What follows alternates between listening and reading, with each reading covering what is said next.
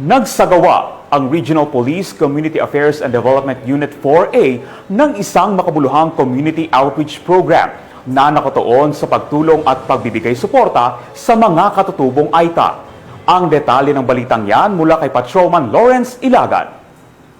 Bilang bahagi ng National Children's Month celebration, matagumpay na isinagawa ng Regional Police Community Affairs and Development Unit 4A sa ilalim ng pamumuno ni Police Colonel Mildred E. Patam, Chief RP Kadupor A, at sa pakikipagtulungan ng Philippine National Police Academy, MSWD Office ng Rosario, Batangas, Padrino Pilipino, Hunger No More Charity Foundation at Foreign National Keepers Network o FNKN, ang isang community outreach program at gift-giving activity para sa komunidad ng AITA sa Barangay Puting Kahoy, Rosario, Batangas. Kabilang sa tampok na programa ang mga lecture tungkol sa karapatan ng bata at batas sa child abuse, pamamahagi ng school bags na may mga gamit pang eskwela para suportahan ang edukasyon ng mga bata, pamamahagi ng food packs, merienda, regalo at tsinelas para sa agarang pangangailangan ng kanilang komunidad.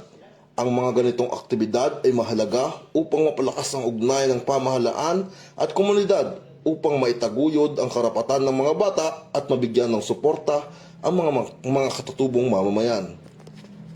Mula dito sa Calabarzon, ako inyong PNN correspondent, Patrolman Jan Lawrence B. Ilagan, alagad ng batas, tagataguyod ng balitang pulis.